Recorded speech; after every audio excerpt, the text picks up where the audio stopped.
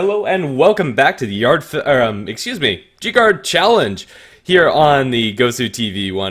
Confusing with another tournament that is going on simultaneously over on Hitbox. Either way, this is game 2 of a best of 3 between GGuard Esports and MVP Hot6. Unfortunately, their team tag isn't active, but that shouldn't matter much. We all know who they are, and it is their full 5-man lineup after all. So we'll get into this game. GGuard, fresh off of a game 1 victory. I'm GrandisV, and once again, I'll be joined by Danelie. Hi. Again. Oh my goodness. So first game, we saw how the drafts happened for both teams. MVP, they decided to go for a very, very early to mid-game draft. They had invested in a Phantom Lancer for the late game, but unfortunately the rest of their 4 heroes just did not come online early. They didn't win their lanes hard enough. They didn't really go for any rotations, whereas GGuard, they drafted pretty well. They didn't draft anything greedy. They were all heroes that would come online at relatively the same time, so long as they weren't shut down. And because there was pretty much non-existent aggression coming out from MVP, GGuard was pretty much free to do with whatever they want. So unfortunately, MVP, they sacked bottom lane. They gave a Viper free farm. In the middle lane, the Puck didn't really win that matchup against the Tiny. There was no ganks as well. So Tiny got that really fast Blink Dagger. Whereas the other lane, which was the off lane, Winter on the Clockwork, he did absolutely fine as well. So because MVP, I feel like they did not lay on enough aggression onto GGuard early, that it really punished their draft. Their draft, they had to snowball, and if they didn't snowball, they ended up in the kind of position that they were. They did have a couple of good team fights, but it just wasn't enough for the Phantom Lancer to come online, because essentially there was a dual core essentially run by GGuard, the Tiny and the Viper. You could say Viper's a half a core to the late game, but the game never went that late. It was the Tiny and the Viper, whereas unfortunately MVP, they only had the PL, and they just couldn't bring those heroes down. They were so tanky, and the damage on MVP was so limited that they just couldn't kill the heroes. So I hope that MVP, they learn their lesson from game 1, and they draft something that's going to work in the early game as well as the mid game. If they want to go into the late game, they can invest in heroes, but they have to put on a bit of aggression to GGuard, because GGuard as a team, they are a very momentum-based team. GGuard's weakness is the fact that if you put aggression onto them early, then they start struggling during the mid game, because they typically rely on the fact that they are ahead or even during the beginning of the game. So if MVP can just scramble up together their team, get their momentum right, and put on the aggression to GGuard, then I can definitely see MVP taking a game off in this second best of 3 series. Well, to start out this game number 2, the draft is going to commence with Chen, Troll, Queen of Pain, and Sniper banned out inside the first stage. It is going to leave quite a few really strong heroes in the pool, including Batrider for GGuard. Yet again, we're going to see Zeus picked up by MVP. This is pretty interesting. Game number 1, he just did not have a good time of it. Throughout the entire game, he really never found any opportunities where his damage was really significant. The scouting for the Zeus ultimate is sure a nice utility, but I hope they get another support that can actually accomplish things alone without getting off to a really good start. Lina generally relies on having some sort of setup, which was lacking in the first draft. Well, he is the one drafting for the team as well, so he's going to stick with what he's comfortable with. Up against a Batrider, presumably that other support, something along the lines of Avenge, Disruptor, line would be pretty nice for them, although I'm not sure if they're going to pick up their secondary support here. They could pick it up. It's not uncommon for teams to just pick up their 2 supports first, and just to see where the draft goes for their opposing team. But they pick up the Zeus again. He's a great hero. He's going to give a lot of vision to MVP Phoenix. So if they feel uncomfortable, they throw the Thunder God's Wrath. They find out where GGuard is, and from there on, they can pretty much poise themselves and go for a smoke gank or try and grab objectives if they find GGuard somewhere on the other side of the map, and then you could say MVP kind of on their own. But we are going to get the second support, a Lion, a much better support than Alina. He's going to be great setup, a great lockdown, and he also has some added burst as well. So very strong, you could say, duo supports on the side of MVP, unless this is going to be a core Zeus, which it could happen. You can do anything with your Zeus, really. Yeah, as a supporting duo, it is a tad greedy. Both of them rely on getting their levels up, so maybe they do err on putting that Zeus towards the mid. Regardless, Lion is more stable than Lina. I think I'll put it that way. Earthshaker is going to be the pickup for GGuard. Following up the Bat, they have a lot of long-range ways to initiate with a Blinking Lasso from the Batrider and with Fissure from the Earthshaker, and it's pretty reliable too. Although damage light with these first 2 heroes, there's more than enough time in the draft to remedy that fact. I think both teams get a decent amount in these first couple of picks when it comes to raw power level of these heroes, although GGuard more focused on control, whereas for MVP they just focus on a lot of damage. Yeah, I feel like just because last game they realized, okay, we didn't have enough damage last game. Let's see if we can get more damage. Oh my goodness. So we'll see how they want to go for the moment, though. But both teams are not really showing anything in terms of their draft. They've drafted some pretty ambiguous heroes. They can really go in any direction at this point. But GGuard, again, they're not really. Sorry, not again, but GGuard, they pick up a Batrider this time. So that's going to be Winter's hero. They're, again, going to go for pickoffs. But we don't know if they're going to try and go for those team fight pickoffs or if they want to go for those one-on-one pickoffs and just grab those quick objectives kind of draft. So we'll have to see for the moment. But we can probably gauge what they really want off these bans. Slark is going to be the first ban from GGuard. Very, very slippery hero, very elusive. I actually think MVP runs the Slark quite frequently as well as the Storm Spirit. I actually don't watch too much Korean Dota, so I don't really know what MVP Hot6 really plays for their mid. So unfortunately, I can't really give you too much insight in that direction. Whereas MVP, they get rid of the Scarith Mage, a great combo up with the Earthshaker. Just those two supports alone, they can grab kills on their own. So no Scarith Mage. I kind of have a feeling, though, that because of this Scarith Mage ban, that MVP wants to go for a very elusive hero. So, for example, maybe... I'm just trying to think of a couple of heroes. Anything that really relies on their spells. So, I'm not too sure what to make of it at this point. I'm just kind of stuck. I think I'm sorry, GGuard... just... Yeah, no worries. I think GGuard kind of hit the nail on the head, though, with like the Storm Spirit ban. The Storm Spirit and Slark would have been really shut down, or at the very least impeded by a Scarith Mage pick. He also works really well with the bat. I think, all things considered, it's just a good ban. We're going to see a little bit of respect given by MVP, banning out the Viper from GGuard. It's still would have been solid, and then they'll go ahead and pick up the Juggernaut. As their safe lane carry is going to be able to contribute, again, a lot of damage, and at a certain point, if MVP get off to a good start, they'll be able to burst down heroes so very quickly. I like this Juggernaut for MVP this time. So it's a hero that's going to come online a lot quicker than the Phantom Lancer, and he has a lot of team fight presence as well. He's got the Omni Slash, which is going to give him some free extra shots. He's got the Spin, which is pretty much a free BKB for the Jug. So if GGuard doesn't commit a lasso to the Jug, then he's going to run rampant within their draft, unless they pick up something that can pierce magic immunity, although... I've seen a lot of the GGuard heroes. There's not many things that Yamate can really work off of because both teams have really banned out some of those Yamate heroes. So I feel like this Jug, much better than the Phantom Lancer last game. He's not greedy. He needs a couple of items, and the Juggernaut can fight early with the team. And, well, Witch Doctor is going to be a good hero, I suppose, to play up against the Juggernaut just because the Death Ward does go through that spin. So yeah, that's a secondary support, and it's going to be a nice one as well because it gives them some extra damage. Yeah, though he does err on the squishy side, it is going to give them that Death Ward. A hero that I'd love to see for GGuard would be a Templar Assassin. Right now, the hero that would be laning up against him would be a Zeus, and that would be a pretty easy matchup for Templar, but more than anything, they rely pretty heavily on their burst, and Refraction will get a lot of value, and that extra physical burst damage could be really nice with dealing with the Juggernaut, although maybe not their first pick, something to keep in mind. At the moment, the team for MVP is pretty initiation light. With Clockwork still in the pool, I think that would be a pretty solid pick for them. I don't think I see too many Korean teams running Clockwork, though. I'm just trying to think what they actually play. I really haven't watched much Korean Dota, so I really can't give you guys too much insight. If we just go for like the standard stuff, you can go for the really old school off lanes, you could say. I don't want to say Bristleback's old school. You can still see him in this meta, but you can go for the Bristleback. You can go for the Tidehunter, who was last patch. You can go for the Centaur, who was last patch. If you want to try and stay, I suppose, modern, there's been a couple of interesting heroes. Night Stalker, not one of them, but, well, if we're going to get a Night Stalker, most probably in the off lane.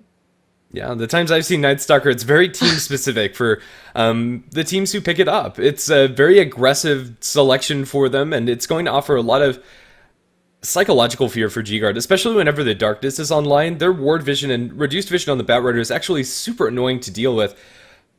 Batrider really relies on the flying vision offered by Firefly in order to get kills, and if Darkness is online, they're going to be able to see the bat before the bat sees them, excuse me. Which is really scary. And I don't know, Night Stalker is a bit of a wonky hero and is going to offer some nice control coming out from the silence. It'll be interesting to see how he functions in this draft. I think they could have left this for 5th. I don't know, I kind of feel like it's not it's not bad to pick up the Night Stalker now, because it could be. Now, this is going to be on a limb because I have seen a lot of position 4 Night Stalkers in the European region. So we could actually have MVP here taking a note out of the European book, and they could be drafting this as a position 4 Night Stalker. So it could be that kind of Night Stalker that just roams around and goes for those ganks with his teammates, not by himself, with his teammates. So with the Lion, with the Zeus, with the backup, maybe even with the Juggernaut, or +1 that you could say the last hero that's going to be drafted.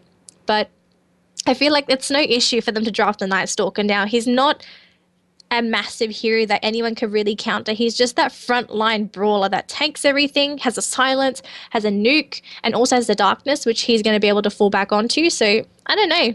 I don't mind him being picked up 4th. I think it's just going to catch GGuard off guard, if that makes sense. Yeah, it does, and we'll see how GGuard are going to end up counteracting this. It's going to be an axe for them. Pretty interesting. The lanes from GGuard are very fluid. Axe and Batright are both capable solo laners. We'll have to see where they're going to throw them. I'm expecting Bat mid with Axe towards the off lane, or are they going to give Core Farm to a Shaker or Witch Doctor?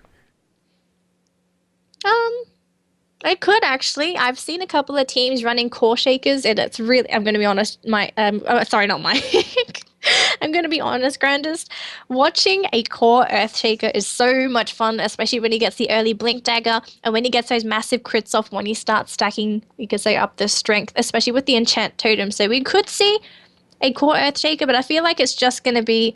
That support Earth Shaker. It could be a mid Axe or it could be a mid Bat Rider. We're not too sure, but this is very quirky for GGuard. I feel that with their current heroes, they're kind of lacking a little bit in damage. Yes, they've got the Witch Doctor Death Ward.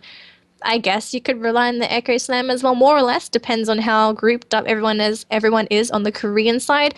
But Bat Rider, and he does damage over time, but they don't really have much burst aside from the axe. So I feel like GGuard, they're gonna have to round this off with someone who can really deal the damage when they try and go around for the ganks. But very, very, very early oriented draft. They have very little late game presence with this.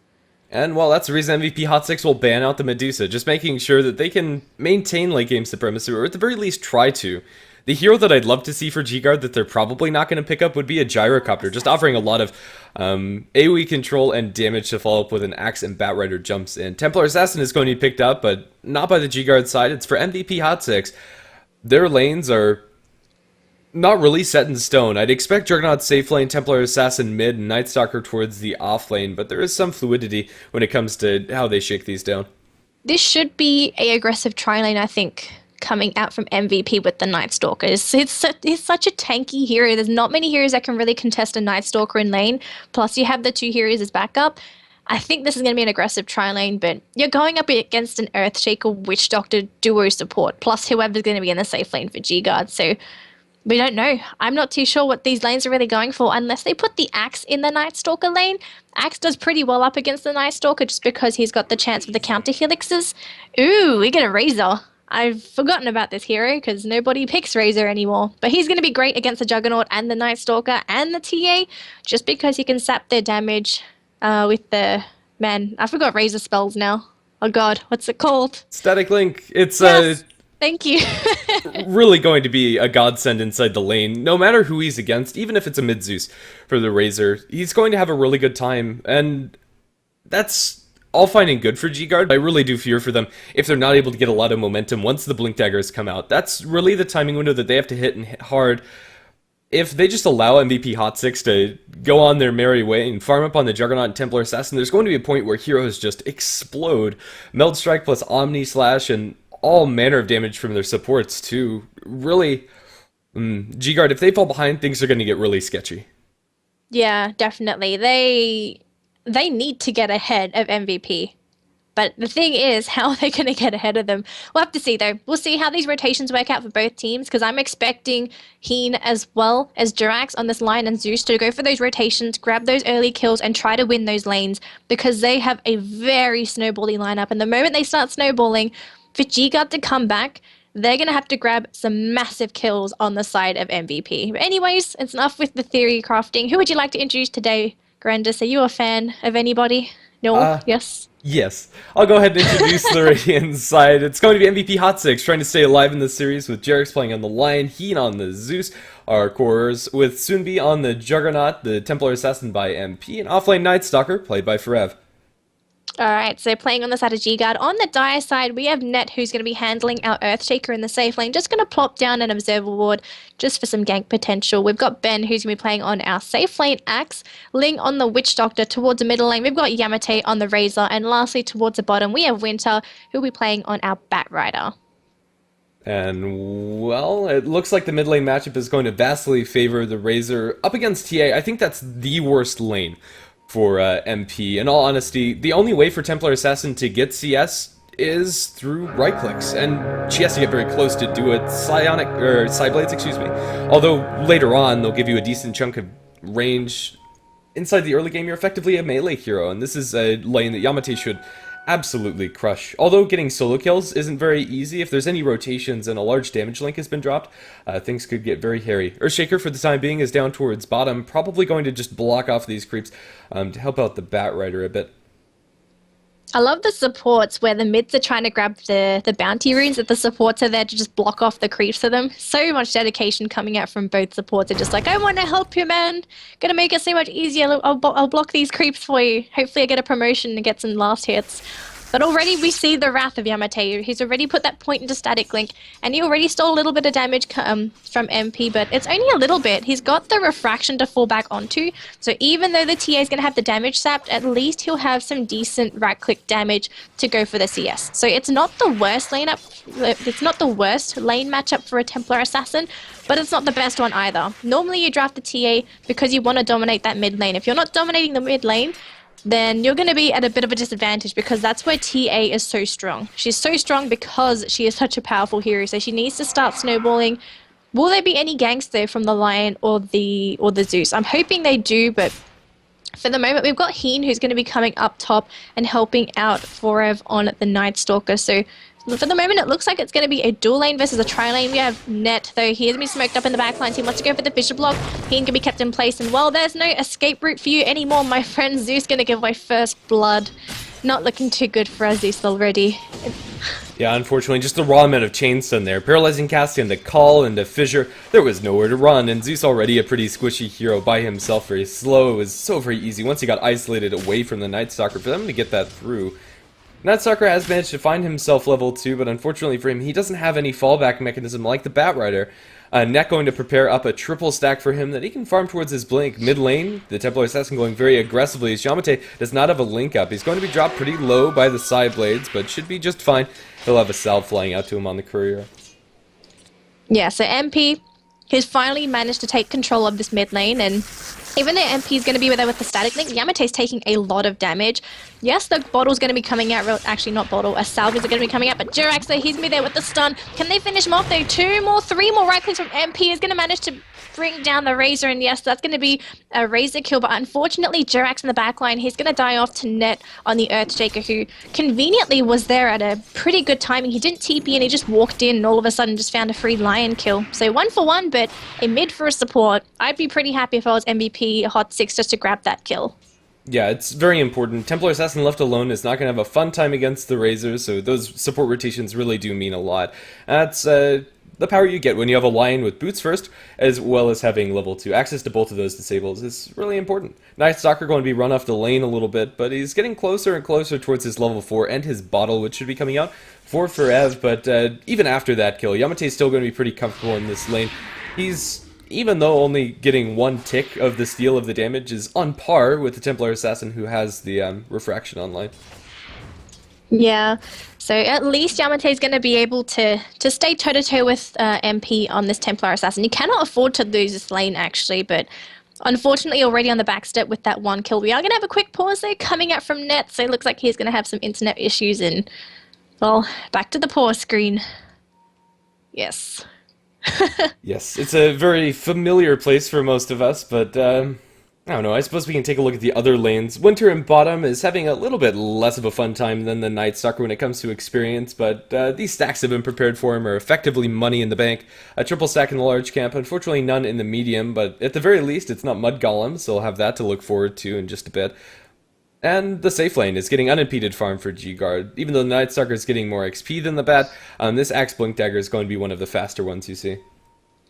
Yeah, and that's going to be key actually for GGuard to try and go for those really early rotations. You want that early blink so that even though the Bat might not get that early blink, at least he's going to be able to help out and grab some assists with the Axe and the early blink. And then from there on, your Bat can still get a Blink Dagger at a decent timing. So if you think about it, GGuard's kind of running a dual initiation draft with the Bat slash Axe draft.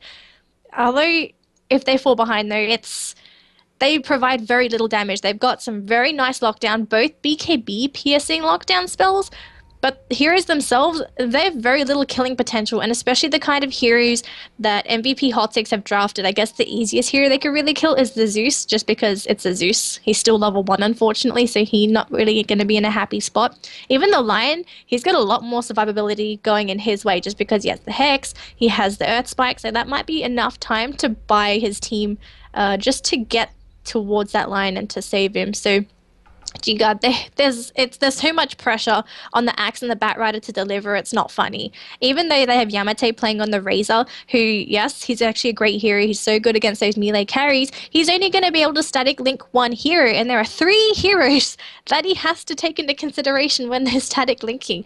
So, oh god, there's so much pressure on those two initiators. Man, I don't know what GGuard are going to do. They're probably just going to pop a miracle and I'm going to be like, well, that's what they had to do.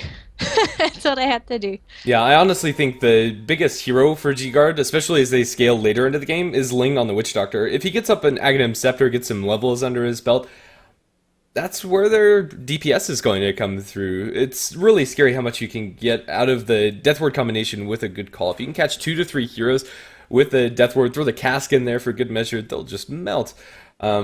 Let's see.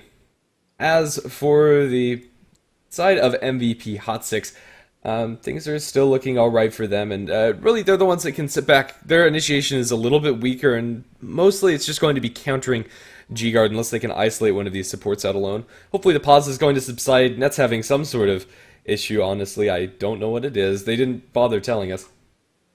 Yeah. Well, players are like that. They just kind of hide everything. He will finally reconnect into the game, so hopefully we get the unpause relatively soon. It could be wrong. It could be for another 10 minutes. I'm not going to jinx it. I didn't jinx it. But yeah, MVP Hot6, their draft, they can sit back and relax because they do have the better late game. Their draft is so much easier to execute compared to GGuard. So they can be a little bit more slack. They can be a little bit more passive because they know that they have this late game secured. And you can say even the mid game, as long as GGuard are not overtaking them in terms of EXP and net worth. So we'll see how it goes. Unpause will finally happen. So back into the game. Only 3 minutes in the game though. It's felt so long. Thank you, Mr. Pause. Templar Assassin has an Ancient stack. This is one of the big ways that she can get herself back into this game, or not really back into this game. After that kill on the Razor, she's doing quite well for herself, but this is going to accelerate her farm even more. With the Sideblades level 2, she can pretty easily farm that stack, and it's going to be up to 4 stacks of those Ancients. A lot of gold for her. Winter going to be tagged by the slow coming up from Farab. He has no mana for the Firefly. His Firefly's on cooldown. Even if he did, he'll drop 1 stack of Napalm, but I'm not sure that's going to save you. Farab has another Void coming up from cooldown. Will he get Fog? Ooh. Nice Fissure is going to block that one off, and Farab is going to be repelled. They had to commit 2 heroes there.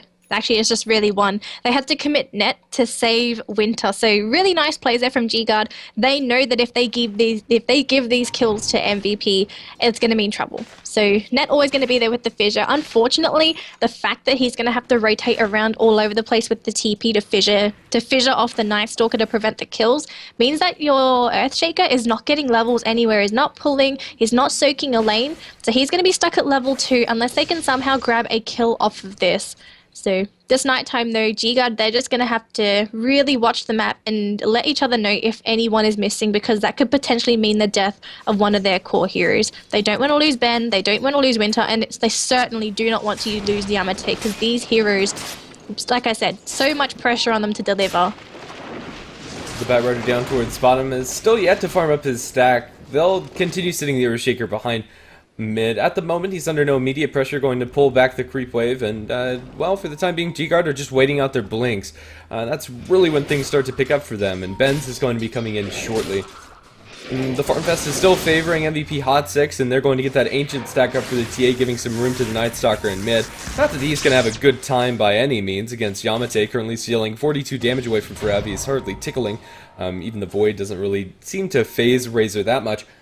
It's still a lot of gold and experience going their way. That 4 stack of Ancients is going to propel Templar Assassin to another 1,200 gold on top of her phase boots. Yeah, I like how they're giving more farm priority to Heen on the Zeus this game.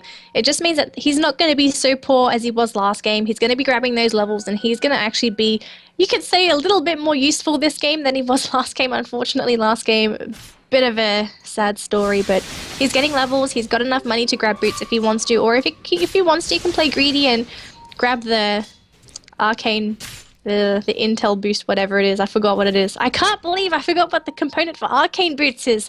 Holy crap, you're so a noob. Anyways, Winter though, he might get caught by 4 if he has vision. Oh my god, the Void, dead bat. So that's going to be a very sad Winter though. Probably the easiest kill for Ev has come by today, and maybe even for the week. Who knows? Just one Void. Easy one-button kill. Shots fired.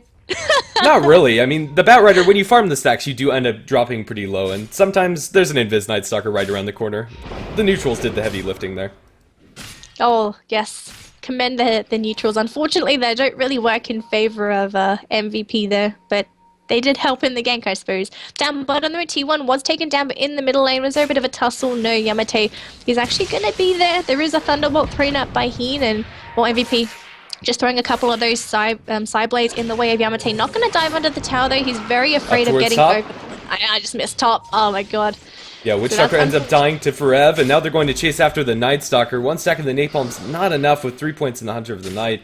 Forev's going to be able to run away there. Unfortunately, I only got the tail end of that kill, as there is a bit of a scuffle in mid. Long Link going over towards MP, 140 damage stolen. Unfortunately for Yamate, can't pursue that kill without any backup as they go down towards bottom. Pulling forward, looking for the call, it's going to miss onto Soonbi. They don't have anything else to bridge the gap. The Fissure was already thrown. And, well, a lot of action, but not a lot of kills. It's only the Witch Doctor to bite the dust. My goodness, everyone's been getting out with the skin of their teeth. But I'm actually surprised that Forev's decided to not put any points into the Crippling Fear. I would have thought that he would have not put that point into Hunter in the night and actually put it into the Crippling Fear. But I guess he's just feeling confident this time that he just doesn't need the silence. He's just relying on the fact that he can kill these heroes off before the silence is necessary. So, interesting build coming out from him. We'll see if it works. The MP, they're gonna, I think he TP'd onto the high ground. Oh no, he was lassoed onto the high ground by Winter, who is gonna get out with about 100 HP. He will try and finish up this this camp here before he heads back into the fountain. So, unfortunately, lasso used for something unnecessary, but it's got a relatively short cooldown, so if he needs to do it, then I guess why the hell not? Yeah, it should be back up before he gets his Blink Dagger. I don't think that's going to negatively impact GGuard, and it saves his life. In the end, that's what matters. Let's see. Axe is going to return back to the top lane, but unfortunately for him, the first couple of usages of Blink Dagger didn't get a lot. He's going to look for another call. It's again going to miss. Ben just a little bit too far away on 2 accounts. He's going to need a Void for his trouble as the Witch Doctor comes in, as does the Lion and the Templar Assassin. Under the guise of smoke, Jerix and MP can very easily get this kill.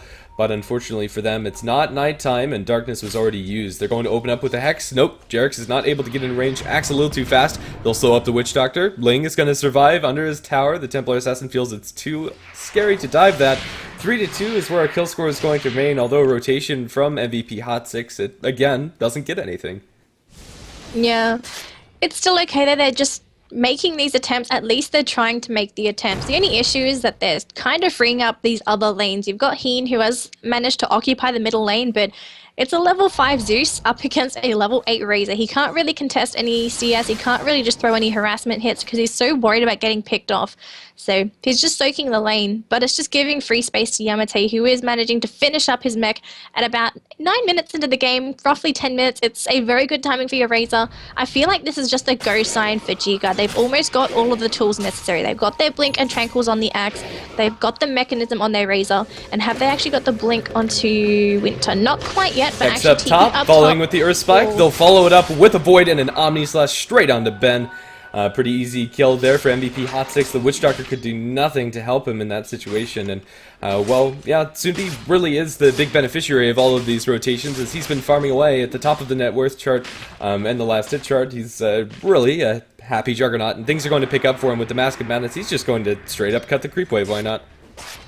Oh god, I thought it was actually going to cut the creep wave right under the tower, but he's going to be in a safer position just to finish up the creep wave. Now, we'll have to see though if GGuard wants to make a defense or if they're just going to give away the tower and try and find something else, but no.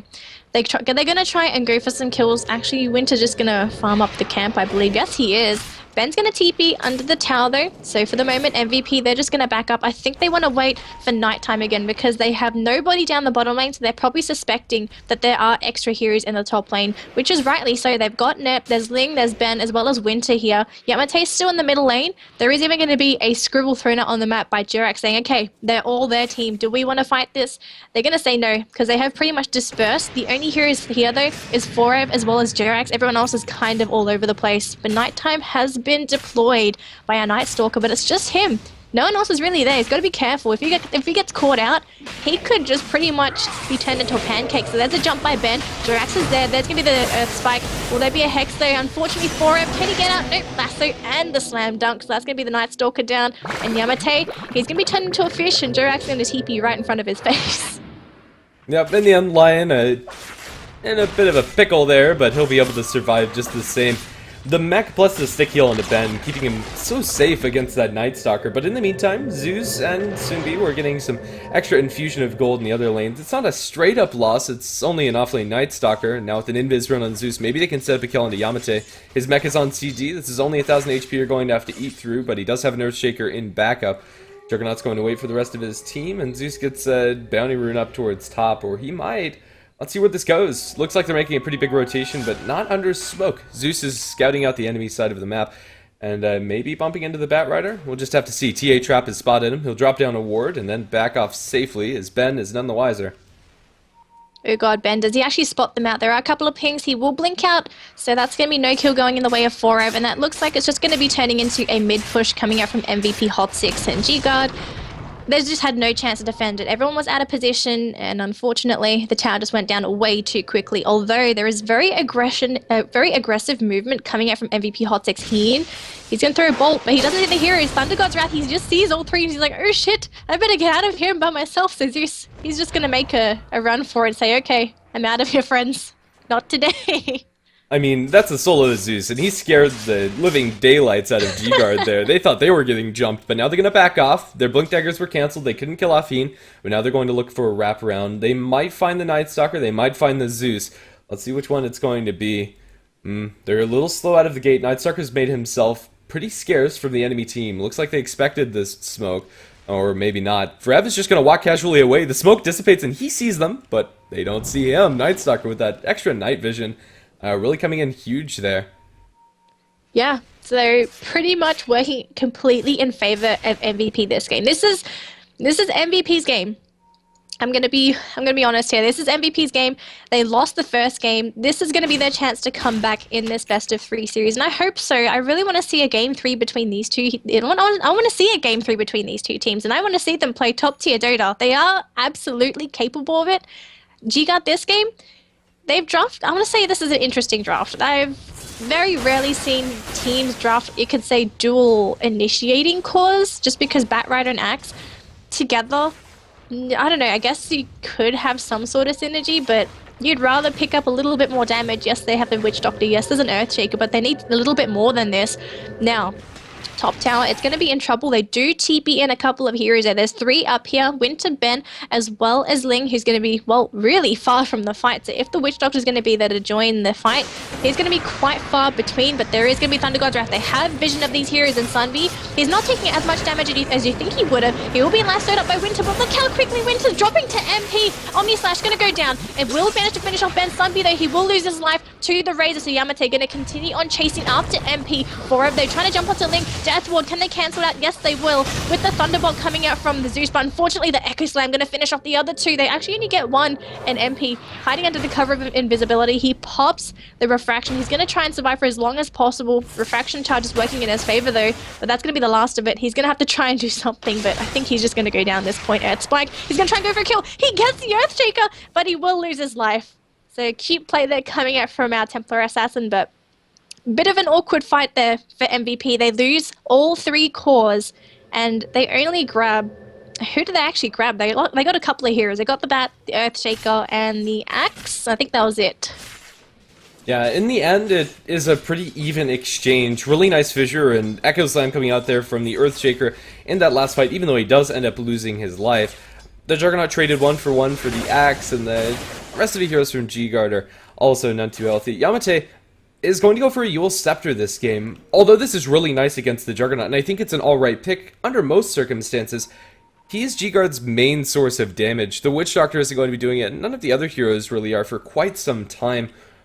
GGuard really rely on Axe getting good initiations, and Ben, I don't think he's had a really good call this game, I want to say. Most of the time his calls have been defensive or have just been flat off of the mark. Maybe this is going to change things up, however. They're going to look for Sunbi, but he's too darn fast. With the Mask of Madness activated, running at 497 movement speed with not even phase boots up, but to 522 with them. He's going to evade that gank. GGuard, the Blinking Bat and the Blinking Axe, although in theory they can get a lot of momentum and a lot of kills under the belt, aren't. Yeah, it's really not working in favor of GGuard. If this draft worked, you could say if it functioned the way it was supposed to, they're supposed to be all over the map with the Bat, with the Axe, with the Earthshaker and the Witch Doctor, just constantly getting pickoffs when these spells are off cooldown. Winter with the Bat Rider Lasso, if you can just grab a kill whenever the lasso's off cooldown, that's great. If you're within, Berserker's cooldown is so tiny, you can just keep going around for those ganks as long as your mana allows for it. So Winter, though, he had to blink onto the low ground. I think he jumped into almost the entire draft of MVP Hot6, so he's lucky to be out of there with his life. But GGuard, on the aggression, they're going to try and push down this mid tower, but the tower damage is abysmal. So unfortunately, it's going to be very difficult, but actually there's nighttime. Now Forab going to run into Ben. Omni Slash going to finish off the Earthshaker. Yamate, they're taking quite a bit of damage. Finger of Death, he's going to go down as well, and there will be a buyback from the Earthshaker.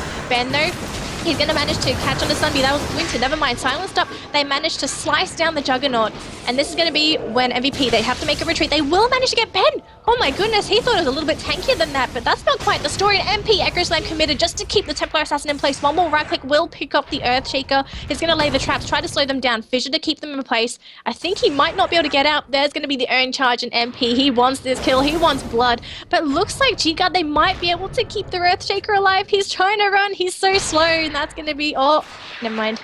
Dead Earthshaker. Oh man, that went for a little bit longer than we would have liked, but, well, all those kills going in the way of MVP Hot6. And Really, they also forced a buyback too. Yeah, and a dieback from the Earthshaker. That gold, you would have loved to save that up for a Blink Dagger, but that's like 700, 800 gold almost down the drain. Every single hero on the side of Hot6 ends up getting a net gain of gold inside that last fight, even though the Juggernaut dies there. GGuard just were... I don't think taken by surprise is the right way to put it, but the positioning coming out from Hot6 was really nice. Heen was able to get off multiple Thunderbolts bursting down the targets from GGuard very quickly. This is pretty much a turnaround from the game number 1 performance. Heen has found his momentum, but maybe it's going to be put to an end here with a Blink Call from Ben. It is going to connect, but they're just not doing enough to Heen. They'll be able to get a couple of spins and then dunk him down. Zeus gets off his ultimate, however, and now they join in for blow up the poor Witch Doctor. Yamate is going to get a link off over onto MP, trying to focus down the Templar Assassin. Is going to look for it. Reb turns around and is going to start focusing down into the Axe. The ultimate still ticking by Yamate, dropping Rev's armor.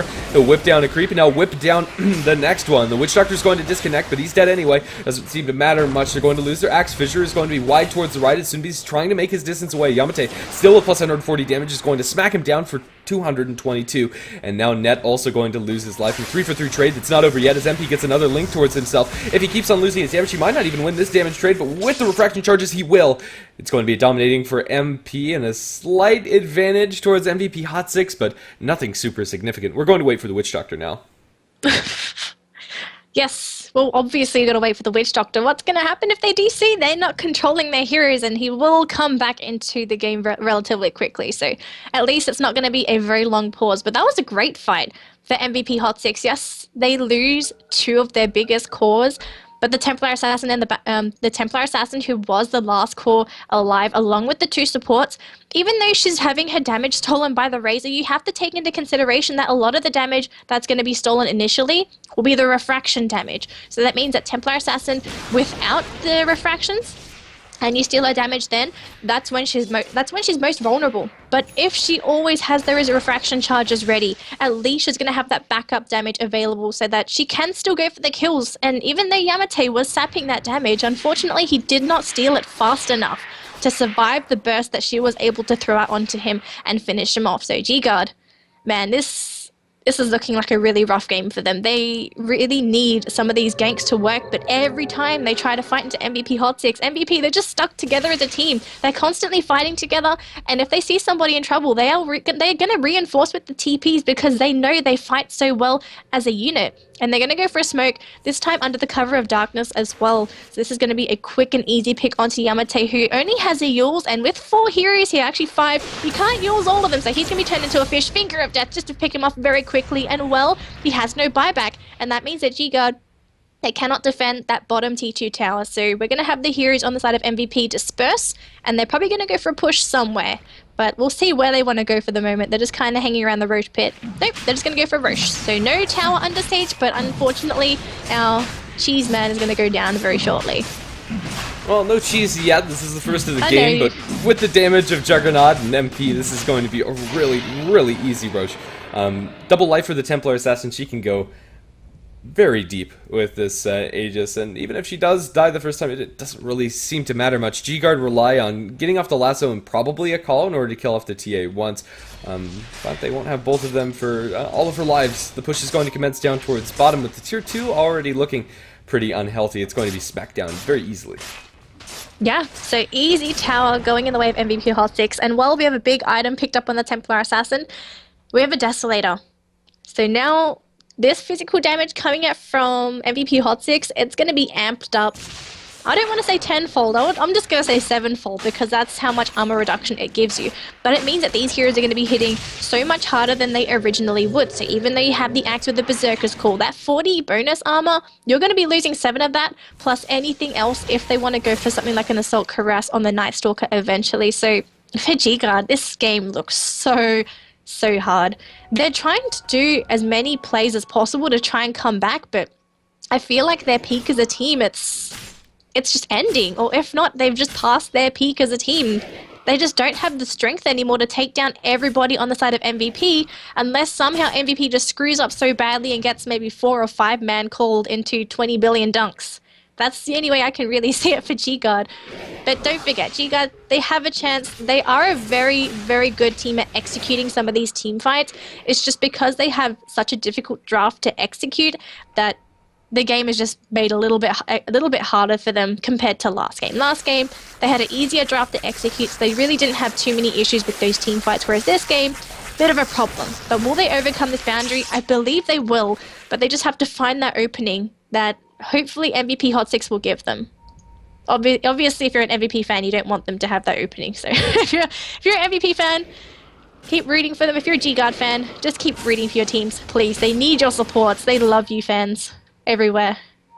I really think that GGuard's most important heroes in these teamfights are Ling and Ned. Zeus Ultimate going to scout out the entire team as Juggernaut's going ham onto the backlines, blinks forward for an Omni Slash. It's going to split its damage between 3, and the mechanism is going to mitigate quite a lot of that. They'll channel the Death Ward, focusing down into Sunby, but it's not going to be enough. MP dropping low. They'll be able to dunk down the Aegis. Templar Assassin coming through as Ling does get off a full channel Death Ward. Paralyzing Gas bounces through, and they'll be able to blow him up with one more auto attack. It's a 1-for-2 trade for now, plus the Aegis. GGuard at the moment, however, don't really have anything else left in the tank, so this tier 2 tower up towards top probably going to fall pretty swiftly.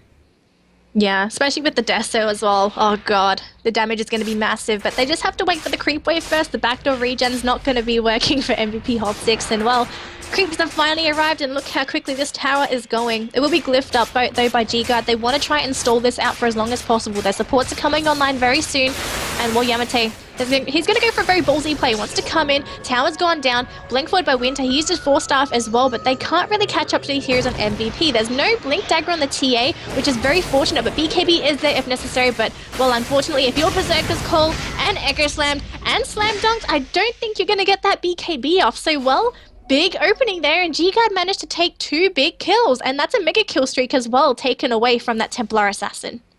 That's a lot of gold for their team and a lot of experience too.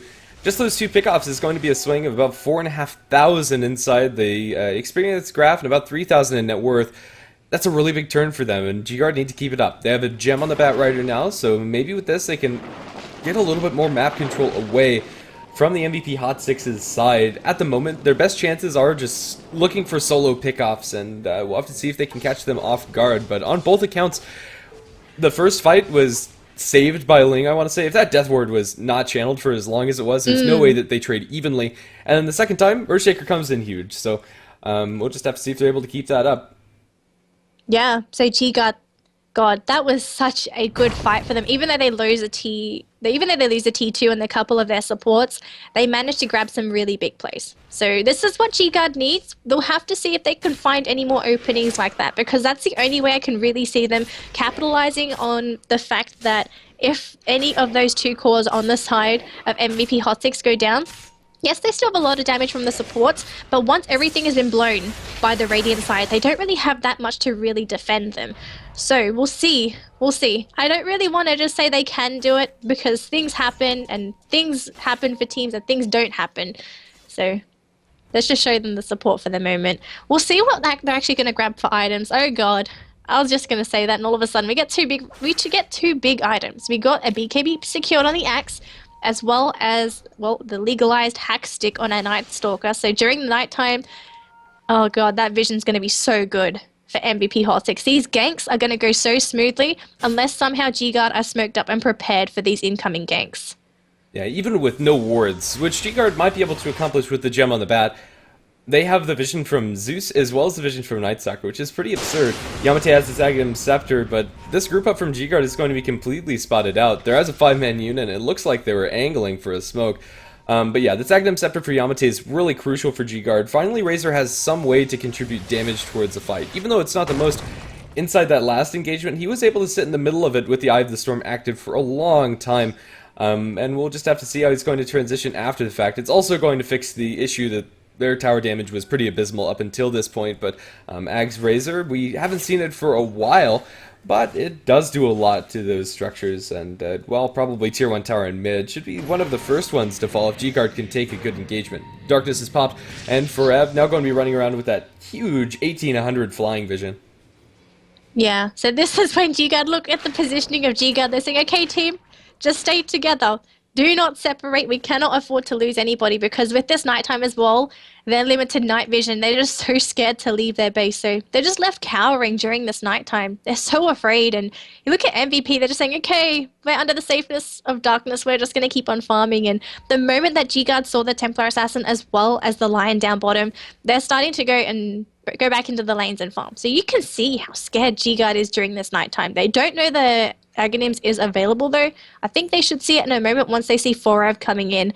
So can they find him? Yamate just gonna kind of throw a plasma field in case there could be something there. Man, this man is afraid. I mean, if you look at it, GGuard have a decent chunk of ward vision around mid, but when the darkness is activated, those wards hardly cover anything except for the immediate choke points. Now it's nighttime proper, although it's not going to reduce the ward vision for Ev.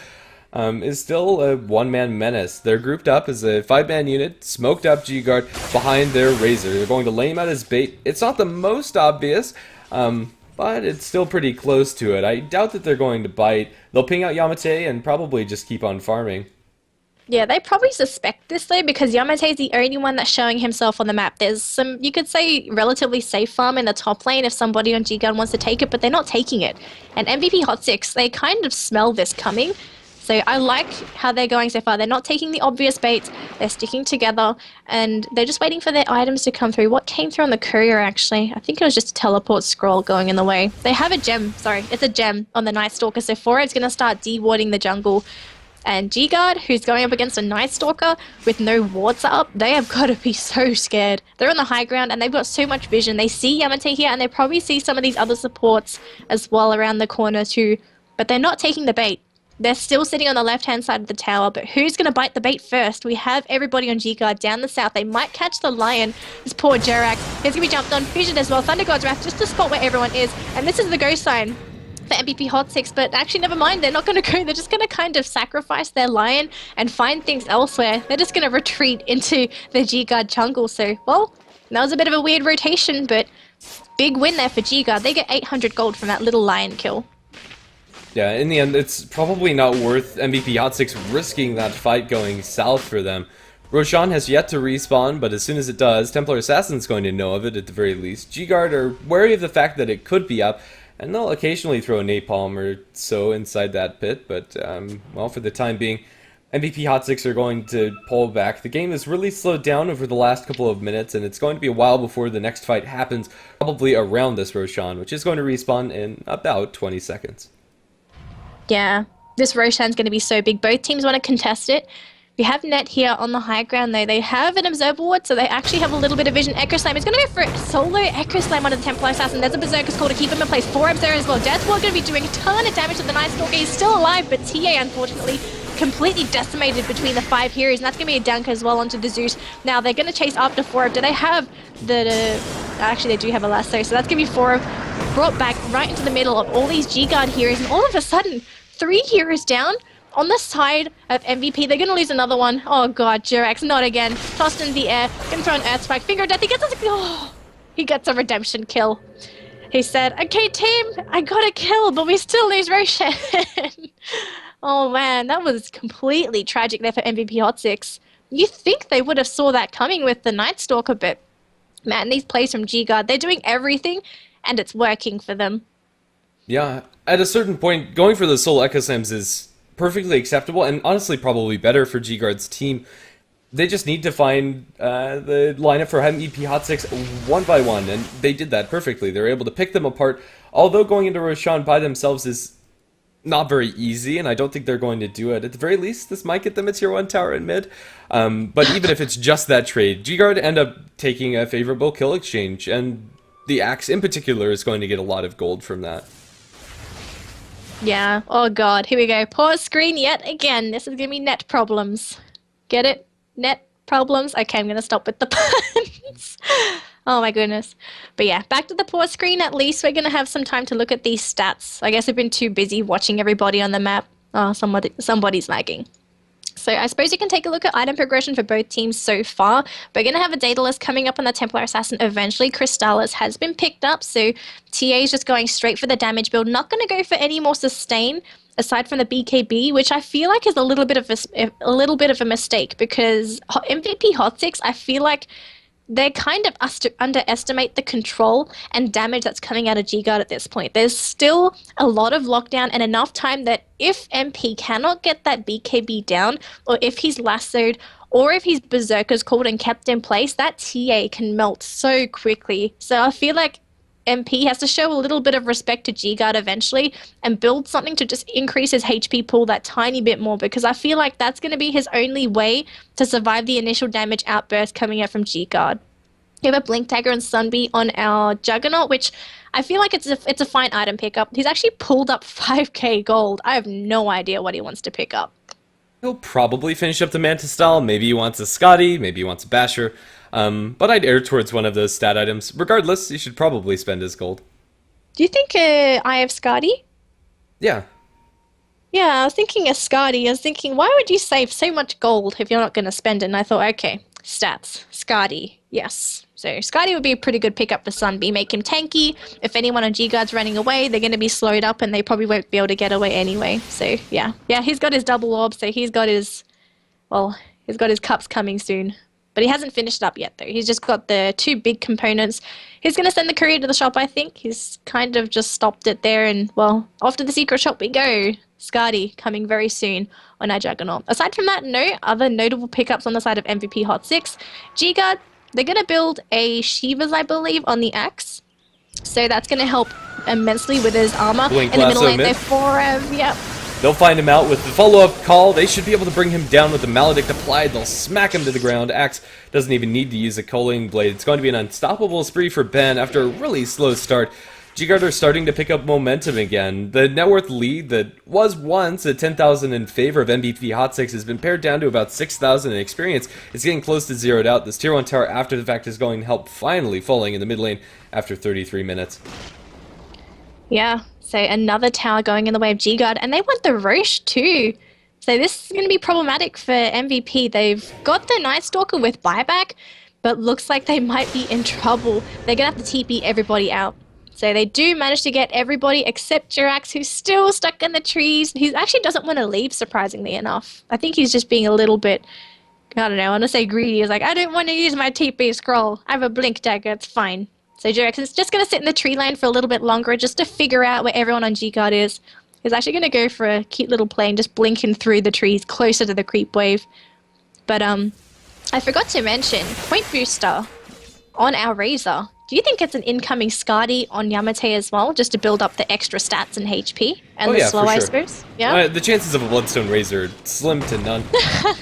Well, I guess you could go Bloodstone if you want the cooldown reduction for your death timer. I don't know. I think Scotty outclasses it by every stretch. Yeah. Absolutely. I guess it's something to think about, though. Maybe teams will one day think about using a Bloodstone as a cooldown reduction to the death timer. Because death timers during the late game, God, it's terrible. That's like TI7 stuff here. Let's see. TI7. Pretty much. Okay, so Yamate is going to have gold to finish that shortly, and for the time being, both teams are just grouped up as their 5-man units and waiting for somebody to get out of position. At the moment, that opportunity hasn't arisen, but it is nighttime and darkness time, so if anybody's going to do it, probably going to be Hot6. Yeah. MVP, it's their game to lose. Let's be honest. It's their game to lose. They've managed to put together a very nice lead for the majority of the game. But as the game goes on longer and longer, they will get stronger and stronger. That is one thing that's going to be working in favor of MVP Hot6. GGuard, on the other hand, they're getting weaker and weaker, but their utility stays the same. They keep growing these core items. Effectively, all they're doing as a team is keep these heroes locked down and burst them to the best of our abilities, because that's pretty much the only way that they've been winning these team fights. Just keep them locked down. They can't pop their BKB, they can't pop defensive items, there's no venge, there's no, we could say there are a couple of 4-staffs, I suppose. Actually, no, there's no 4-staffs. Oh, there's one, actually. So, only one 4-staff. So there's not many tools that MVP Hot6 can use to bail their teammates out if they're in trouble. So, what GGuard's been doing? They just got to keep doing it. Don't fix what's not broken. It's working for them. Skadi has been just finished up onto Yamate as well, so he's very tanky. He will not be easily brought down by MVP Hot6. And MVP still in the enemy jungle, just farming away. I think they're waiting for the next nighttime before they try and go on the offensive, which I feel like is better, because Forever on the Night Stalker, when it's daytime, he is so weak as a hero. He just doesn't really do anything. Never mind, just pop the darkness. And that's it. Just pop the darkness. Yeah, at the moment, GGuard are completely blind, or close to completely blind. They have a handful of wards down, but these are not going to spot out rotations coming out from the enemy side. They'll just clump up and do the same thing they've been doing. Right now, it's mostly just a stalemate, as either team really doesn't have any major way to jump in, or no opportunities to do so. Grandis, what happened? Do you see something? What do I see? Did you see? You kind of laughed when you were. You gotta tell me what you saw, man. You can't hide things from me now. I don't know. I really have no idea. Maybe I'm losing it. Okay, Roshan's going to be attempted by the MVP Hot6 side, and well, I say attempted, it's going to be taken unless GGuard do something now. Winter, though, there's Thunder God's Wrath. They have vision of everybody Sunday, though. They will manage to get the Aegis. That's going to be on the Templar Assassin MP pulled into the Death Ward, though, but the Death Ward duration runs out. Templar Assassin on the high ground. He has no Blink Dagger, so he's going to be stuck up here, actually, unless they can 4-staff him down. Where's the Lion? He's actually burning to the Firefly, but MP, he's still going to be there with the Maledict, whereas the rest of his team, they're still trying to fight Sunbeam on our Juggernaut. He's already used the Omni Slash, so unfortunately he can't really provide anything else to the rest of his team. TA is still on the high ground. Oh my god, we need some 4-staff, but the only hero with the 4-staff available was the Lion, so he's going to go down. TA's still on the high ground. I don't know if GGuard actually knows this, but they will get the kill onto the Juggernaut. 3 kills down, and they will finish up MP on the TA. Actually almost killed off Winter, but unfortunately a TA, he's stuck up there and he is so dead. He's going to lose the Aegis and his life. Okay, what a way to finish the fight. Yeah, for sure. Okay, so Aegis is going to expire. They'll be able to kill him the second time, but 2 things happening in that fight were crucial. Okay, first, the Zeus ultimate pot by MVP Hot6, canceling the Blink Daggers of GGuard so they couldn't jump in. TA's fighting for all she's worth, excuse me, but 1v4, she's not going to be able to win that fight. And then, secondarily, it's GGuard leaving the TA onto that high ground that really kind of wins it for them. She wasn't able to get up down, and she had the Aegis, so there's no real reason to actually focus any damage into her. GGuard come away with a huge victory. Even though they lose the Roshan and lose the Aegis, the fight after is an unmitigated disaster for Hot6. Tier 2 tower and bottom is going to be taken out by Yamate's Aghanim Scepter, Eye of the Storm. That was such a good play, just to leave the TA on the high ground. I was thinking, oh my goodness. And this is what happens when you don't have any heroes with any sort of mobility item, because if you get heroes like that stuck on the high ground, you need somebody to bail them out. But the moment the Lion dies, that's pretty much MP down the drain. He can't do anything. He's just stuck there. He can't do anything as a hero. Just no way to get down. And he had no TP scroll as well. So, ladies and gentlemen, I hope you learned something from this. Always buy a teleport scroll. Otherwise, things like that happen. It's not cool. Oh god, that was so horrible for MVP. It hurt me. That hurt me. Oh, even so, GGuard, they find themselves a new lease on life. The Razor's doing a significant amount of right-click damage. Formerly, we used to see Razors go for like the BKB refresher build, just sit on the front lines and soak up as much as they could, but Yamate's actually hitting pretty hard with the Scotty, and now Maelstrom working towards Mjolnir. Although the start was a little bit slow coming out from Yamate, he's picking up a lot, and when he steals that extra bit of damage, he's going to be dishing equally as much towards the enemy team, and as long as it's on the Templar Assassin, it really does mitigate a lot of the fighting potential coming out from MVP Hot6. GGuard, I think they have the momentum on their side for the longest, or for the longest time, it has been on MVP Hot6's plate. The net worth advantage is down to less than 2,000, about 1,500, and the Radiant have now lost their experience advantage. GGuard, the ball's in their court. Yeah, and what can MVP do?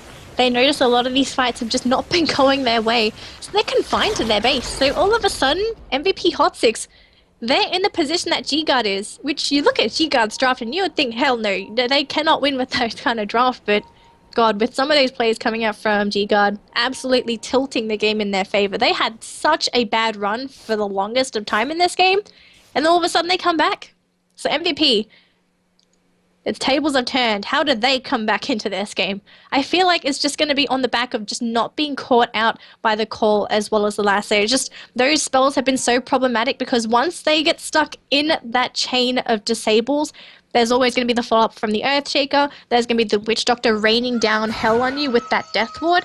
And by the time that everything is finished, chances are you're already dead or you're on the cusp of just dying. God, sure. It's very, so hard. Yeah, GGuard are going to be working towards an Aghanim Scepter up on their Witch Doctor, more than halfway there, and the Mjolnir's up for the Razor all the way. The Razor's managed to slot himself as the highest net worth in this game, and really in that last engagement, Soonbi didn't feel like he was doing that much on the Juggernaut, even though he has the items to do a lot. Even if you have all of the net worth in the world, it doesn't matter when you get called, when you get... I don't know, just all manner of disables thrown into him, and he was isolated from the rest of his team. GGuard are going to be sitting behind the Razor, but spotted out by a ward. That's not going to end up doing much of anything. The push is going to commence into the tier 2 and mid. GGuard are going to make an aggressive move, even without having an Aegis. Probably because they can. MVP though, I don't know if I like this play. They are trying to fight at the T2 town when it's so much safer to wait for the high ground push. Thunder God's Wrath, they're going to jump right onto Winter. Omni Slash is yielded up into the air, but can they finish any heroes off? Fling is almost dead. They will pick off the Batrider though, so nice pick up there. Sunbi though stuck with the Aggro Slam Fissure, and they will pick him off though. MP though trying to do whatever he can. Yamate taking quite a bit of damage, but he's going right after 4 over on the Night Stalker. He's incredibly slowed. He cannot run away from a Razor, so that's going to be the end of the Night Stalker. Yields up into the air is our axe, and he will get picked up though, so far, pretty good fight going in the way of MVP Hot6. Yamate trying to run away from a Templar Assassin MP. Unfortunately, no Blink Dagger still, so he's going to have to run after his target. Yamate trying to go for the Jukes. He's going to meet him on the other side. Going to stun him up. There's the Hex coming out from Jerax. And all of a sudden, great team fight for GGuard. That was a good play coming out from MVP. I thought it would turn disastrous, but the jump from the Juggernaut just to kill off Winter on the Batrider, absolutely beautiful. Absolutely beautiful. Great stuff from our Korean team. Yeah, it's what they needed to do. They stopped GGuard from getting off an initiation. Axe wasn't able to really find a good call. The Batrider losing his life to start the fight is pretty much the worst case scenario for GGuard. As risky as that move might have been, it's not what GGuard were expecting. With their positioning, they really thought that MVP would just sit behind their tier 2 tower, but the wraparound without having ward vision coming out from GGuard works around really nicely for them. Okay, so we're going to slow down a bit as we wait for the next Roshan. I doubt that either team are going to be comfortable going for a high ground or even for that tier 2 push in mid without having that Aegis at the ready. So let's see how well both teams are going to be able to prepare for the upcoming fight. There's a gem again on Winter and a gem on the Zeus. So both teams are going to be sitting on that high ground vision. Let's see who gets the map control edge. Batrider potentially hunting for the line. He's going to be able to blink out. Blink forward by Winter, going to bump into him, but in the end, a little too deep for him to go alone without having vision of the enemy team. Can he cancel this TP? No, GRX not going to catch vision. This tree is going to prove to be quite a hindrance. Yeah, I don't think he would have actually gone for the solo kill there. I think Jirax would have been afraid of getting lassoed and pulled towards potential GGuard heroes. So I think even if he saw that, he might have not decided to cancel it, just for safety's sake, in all honesty. But nighttime has been deployed. Forev, he's on the hunt in the enemy jungle. No one is actually there on GGuard because look what they're doing. They're hiding in their base again. The moment they have vision though of these heroes on the side of Hot6, then at least they'll come out. Thunder God's Wrath just to scout where they are, and they realize, oh, they're in their base. So for the moment, we're just going to have Hot6 farming away. There's no T2 towers for them to take. So if anything, the only way for them to really progress into the game, likewise for GGuard, is to go onto the high ground. I guess GGuard's still got one T2 tower left in the mid lane to take, but Hot6, though, they need to somehow progress through the game. Although it might be problematic, though, if they lose somebody. Smoke coming out from GGuard. They're going into the jungle. The only hero there, though, is Sunbeat on this Juggernaut, and if he plays safe and just runs back to base, he'll be fine. He's going to blink forward as well, but Winter, he catches sight of him, blinks off cooldown. In a moment, he will get it. There's the lasso for Sunbeat.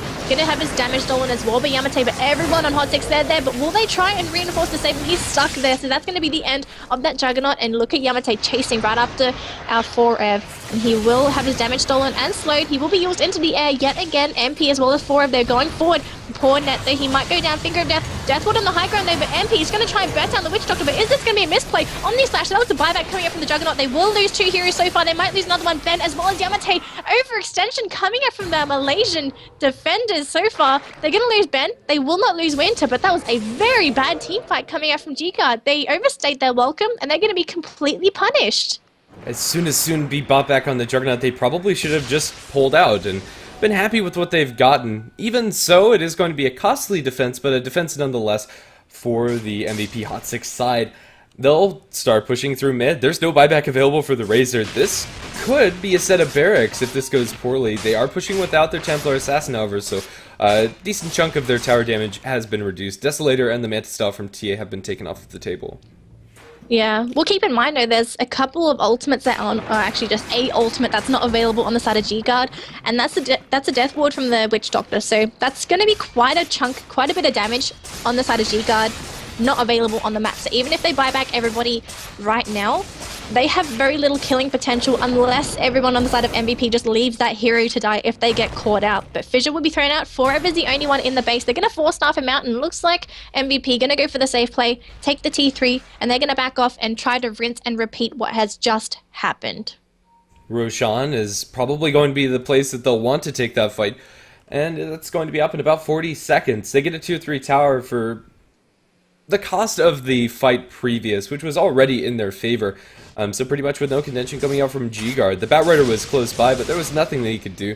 At the moment, Juggernaut going to be saving up for an Abyssal Blade. Once they have the Blink Abyssal, the initiation coming out from MVP Hot6 gets so much stronger. They might decide to wait for that one, but probably not before the Roche fight. Templar Assassin Trap going to spot this one out. For the Radiant side, Dire have no clue. Yeah, they will probably have to scout that out eventually. But for the moment, though, GGuard going to keep on farming. There was a TP out from Heen, though, on the Zeus. He's been so aggressive in his positioning. He's been farming all over the map. I don't think at this point he's just too worried about dying because he has the Bloodstone. So he has the reduced death timer working off of that. But Heen, though, he's done pretty well this game, giving his team plenty of vision. He's always been in the back lines. That Yules has been so useful in some of these fights as well, just to keep those really annoying heroes off the game, really, and if they need to, they can use it to cancel the death ward from the Witch Doctor, just to throw up the axe in the air if BKB has not been popped. So good stuff coming out from our Zeus this game. GGuard, though, they're still on their side of the map. They're still farming up their next set of items. 3k gold actually on Net.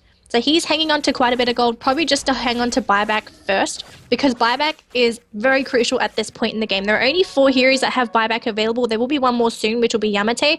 But aside from that, it's only 4Ev. Jurax, actually, never mind. 4Ev didn't even want buyback. He's bought another item. What's he actually picking, though? It's going to be, oh god, an Assault Cuirass. So I feel a little bit worried buying out items at this point because you still need buyback on some of these heroes as the fights go on. But for the moment, 4-0 feeling confident that he won't die. Going to pick up an Assault Cuirass, which will greatly boost the damage that his team's going to be able to output. Yeah, GGuard, the Aghanim Scepter is now up for the Witch Doctor, so Ling's ultimate channeling is going to be pretty crucial in these next couple of fights, but the AC extra armor is going to mitigate that. If I'm the Earthshaker and have seen the last couple of fights, I'd maybe consider getting like a Ghost or a Force Staff, but we'll see. He is just sitting on that buyback. He's available to come back in these fights. Winter blinks at Roshan Pit, scouts it out, and it looks like they'll back off just immediately after that one. They don't have a TA trap in the pit anymore. I believe that was dewarded by the Gem of Winter. But regardless, GGuard are going to start pushing out these lanes in preparation for a potential Rosh fight. There's your Abyssal from the Jug. He has an Invis rune and might be able to assassinate some of these heroes on the back lines. Lines drawn on the map as it looks like MVP Hot6 are going to collapse on the enemy team. Zeus ultimate to scout them out. Now blinking forward. Abyssal Blade, not even necessary yet. The Yule Scepter is going to stop that Omni Slash. It bounces a handful of times towards Yamte. They'll be able to pull Sunbeam back. He's going to get Death Ward as the Witch Doctor's channeling out. All in the meantime, going to be dropped down to about half as they lose Sunbeam on the back lines, or will they? He eventually goes down to the Razor and his Plasma Field. Onto the other heroes. The Finger of Death kills off the Lion, but the Juggernaut that is a dieback. Templar Assassin still going to town. Is going to be able to bring down a couple. Now gets a couple of crits to Yamate. Yamate dropping low with the Meld Strike and one more hit. That's going to be an ultra kill for MP. Now chasing for Winter. His TP's going to be cancelled by the Earth Spike and dropped down by the Night Stalker. Although it looks sketchy with the Juggernaut losing his life, MP was able to completely run rampant. Those were some clutch crits. If he did not get some of those crits, I believe that would have been a completely different fight for MVP Hot6, but they completely dominate everybody on the side of GGuard, and they want to try and grab an objective. I think at this point, just force out some buybacks, and then once they see the buybacks, they maybe go for Roche. There is one buyback so far, but it's just going to be Ben on the Axe. They want to force out more. They still have heroes, never mind. They only force one, and I think they're just going to grab the Roche. Roche is available, yes. And we have the cheesecake this time, so that's going to be a asset for MVP Hot6 in these future fights. And it's going to happen so quickly that GGuard, they just can't do anything about it. Yeah, this is going to be pretty nice for the MVP Hot6 side. Without the Juggernaut, they're not going to go for high ground. Cheese to Forev and Aegis to MP, but now this next fight's going to get a lot easier for them. We'll have to see if the cheese actually sticks on the Night Stalker. But regardless, they find themselves with a little bit more momentum back in this game as things have swung back in their favor, and in a big way too after those last two fights. This is the biggest advantage they've had all game when it comes to the raw metrics, and now the high ground push, or at least the potential for one, is real. 4 Templar Assassin Illusions going down towards mid. Although they're not the scariest of things, they'll be able to put some pressure as MVP regroup and wait for Jug. Yeah, even though just sending the illusions into the base, if it just hits the ranged racks as well, it's just going to slowly chew through the HP of the ranged racks. And keep in mind, because it doesn't regen, it's permanent damage. So there's no issues if they just want to keep on throwing illusions in there. But first, they just want to reset. They're going to reload with their HP. And we'll have to see what MVP decide to do at this point. Do they want to keep up the aggression, or do they want to force GGuard to constantly fight into them? Because we've seen how some of these fights have gone. It's mostly been MVP starting the fights. They have to constantly do it, and it's been on the back of these initiations from Sunby. He's always been able to either kill someone immediately or just drop them down so low that it's almost impossible for them to really do anything in the fights without just giving up their life. So they want to go on the aggressive. They will just kind of throw out a couple of their spells onto the creep wave to clear it up, and they're going to go for what seems to be in the jungle. Forev's just going to be the first one to go because he has the hack stick on him at the moment, and he's going to sit behind the tree line. They're still smoked, but GGuard, they know something's up. They're sitting in their base. They're waiting for something to come up, and it's going to be Heen to pop in as everyone. Blink forward, coming out from my Juggernaut yet again. That's the Omni Slash. They're going to pick off. It's going to definitely finish off Winter on the back rider, so he's going to go down. No buyback available. Ben, though, he's dropping quite low to MP. Yamate stealing the damage, but look at him. He's going to go down as well. 3 heroes down. Force buyback onto Yamate. Jirax, though, coming forward just for the stun. Fissure going to keep him in place, so the Lion is definitely going to go down. He, though, just going to keep on throwing the Arc Lightnings under the creep wave just to keep it at bay, whereas the rest of MVP Hot6 are trying to grab the objectives. They're going right after the racks, but this is a little bit scary. Yes, it is a 4v5 engagement, but they're still dealing with some very incredible heroes. Yamate, though, he's not going to have his static link for a bit. Actually, he has it now. Sunby going to go down to the heroes. Echo Slam just going to keep him in place for a little bit longer, but Ben, he's going to go down. No buyback available, and unfortunately, Net just gets one shot by MP. Buyback from the Earthshaker, though. They need to defend their base for as long as they can. They just cannot afford to lose anything. One Rax is down. That's the biggest one as well. The melee Rax is first, and they will finish off with the range Rax. An MVP. Mission accomplished. Yeah, and costing 2 buybacks from the enemy side as well on the Razor and Earthshaker, pretty much making it worth the Juggernaut and Lion dying. The Ethereal Blade Finger of Death combo onto the Witch Doctor blew the Witch Doctor completely sky high. Poor Link could not do anything that fight. Channeling his Death Ward wasn't even an option, he died too quickly. At the moment, GGuard, they've forsaken BKBs on all but the Axe. Maybe the Bat Rider has one in the works, but without one on the Razor, it's really hard to take these fights. And, well, it looks really good for MVP Hot6 now. The game gets a lot easier once you have that first barracks, although it is 53 minutes in the game, and by no means is this over. GGuard, they're going to be hard-pressed to make defenses, especially now that you have a Butterfly on the TA, and no MKB for the Razor in sight. He went for this Helm of the Dominator, and he has since bought back, and although he will probably replace the Yule Scepter with that MKB, it's going to take him 10-15 minutes if he wants it. Yeah, the weakness of GGuard's draft is really showing now, though. It's gone really late. And MVP's draft, they got heroes that really scale with these items. GGuard, the only hero that's scaling with the items is the Razor. So Winter, unfortunately, as well as Ben on these two initiators, they can't really do anything aside from just keep them in place for Yamate and Ben. But the way MVP's playing is they're constantly jumping in with the Juggernaut. They're putting out the vision. That was a very clutch Observer Ward put up by Heen, because that gave the Juggernaut enough vision to go for the jump, to go for the Omni Slash. They picked off the Bat Rider, who had no buyback, and that meant that already they were down one hero, and GGuard, they need all the lockdown that they can possibly get, because if they don't keep these heroes shut down and try to pick them off from that point on, they are just so dead. You cannot kill them. They don't have the damage anymore, aside from Yamate, I guess Ling as well, but he's been focused down by the two supports that he just can't get a full channel Death Ward. And I think even though GGuard may consider a BKB, look at into the base, Winter! Blinken obliterates the bat. God, this guy, he's a Winter Hunter. He really hates that Bat Rider. And now immediately after the fact, Tier 3 tower going to be focused down by MVP Hot6 straight onto the second lane of barracks. Buyback from the bat. GGuard struggling to come up with this defense, but they've already gotten what they came for. After the buyback on the bat, they're just going to fall back and be happy that they got the structure down. Big win for MVP Hot6 that really all they committed for was a Zeus ultimate and a Juggernaut Omni Slash. GGuard were not in a position to defend. That global glimpse of perfect vision with the Zeus ultimate really setting up for that. Yeah, my god, this is such a hard game for GGuard. Buyback status. Grandis, you just gotta keep everything on buyback status at this point. It is just so important. You only have buybacks on the side of MVP. 55 minutes into the game, these death timers are going to be extremely long.